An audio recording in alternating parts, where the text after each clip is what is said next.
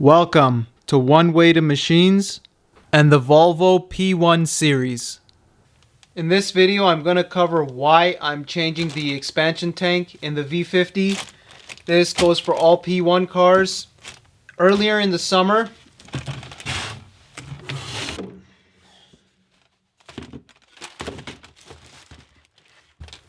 as you can see here, I can't get it fully in frame, but this is the rad fan from the Volvo.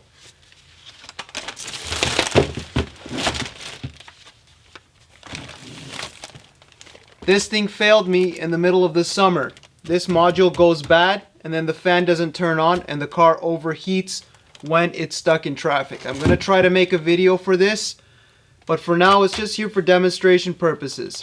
So what happened when I pulled into that parking lot, obviously the engine was overheating, but every time I would turn it off, what I did eventually is I drove all the way back home with the heater on full blast, and that kept my temps right in the middle. So the heater core acts like a mini radiator and it allows you to drive. But in the summer I was sweating buckets on my way home. But that's beside the point. So what happened when I was in the parking lot is the expansion tank that's currently in the car is the original one. And it's got cracks and discoloration. Once I get that out of the car with the repair I'm doing tomorrow, if you're following the heater hose series, what's going to happen is I will also present that tank in another video, and we're also going to do an experiment with that tank to see what we can do to reduce the cooling issues, or at least make them more detectable for these P1 Volvos. So that's for the future. But right now what was happening with that tank was, when I turned off the car, whether the coolant pressure built up or whatever was happening, from underneath the tank, what was happening is I would see coolant spilling down. And I couldn't tell if it was from that bottom fitting. Once I get this open, we'll look at this stuff.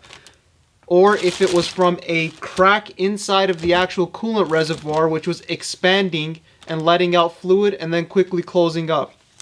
So I visibly saw maybe like 2 spoons, dinner spoons, of coolant come out from underneath the expansion tank.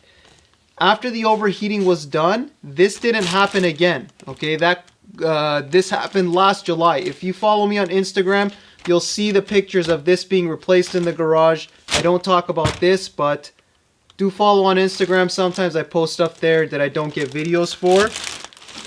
Now, that coolant reservoir that's in the car right now has been running since then until now, so maybe 7-8 months, but I don't want to take any more risks with it.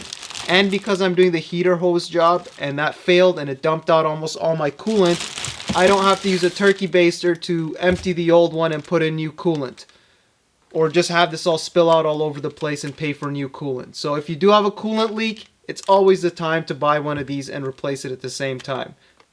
Coolant leaks are a planned obsolescence point on P1 Volvos. Okay, there is no sensor inside of here to show you that the level's low. Once the car overheats, it goes bad. There are multiple plastic connections that fail on different areas. We'll get into these slowly as we progress on the coolant rebuild of this car, but anything you can do for coolant on these is to your benefit. There's the part number if you want to pause for a second.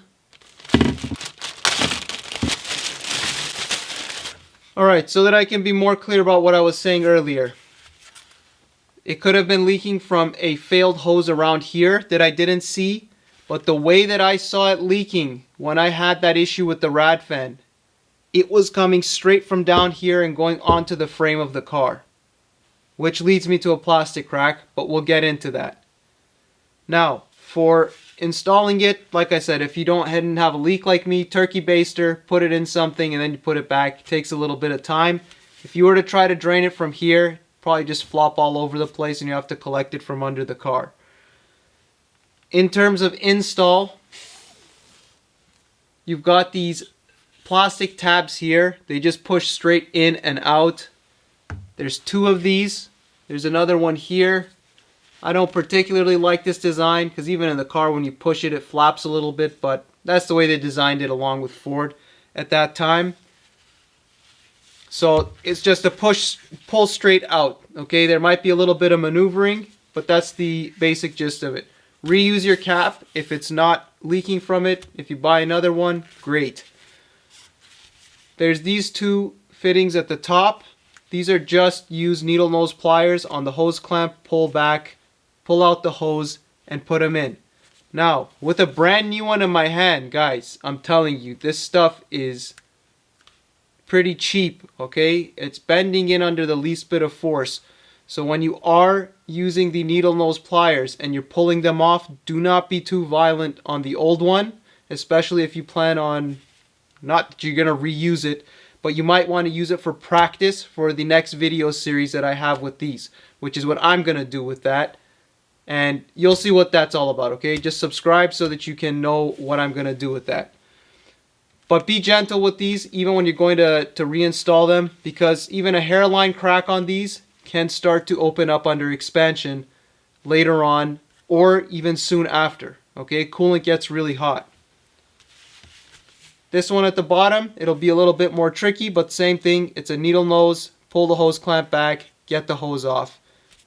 Reinstallation, the reverse of removal. And yeah, it's not really that big of a deal, but this is something you should change. So coolant is going to be a big series on the P1 series on my channel. So yeah, stay tuned so that you can see more. But in the next videos, expect this to be replaced with the old one, and stay tuned to find out what condition the old one actually is in. Use Volvo coolant, okay? Mix 50-50 with distilled water, and use your washer fluid container to pour it in. Don't use generic stuff, okay? Because Volvo stuff is most likely aluminum safe, like the Audi Volkswagen stuff. You don't know what goes on with these European cars, so best to spend the money. Not that it's more expensive. This was like 28 bucks Canadian. So just get this stuff from the dealer, the concentrate, and you'll have enough to mix with your water.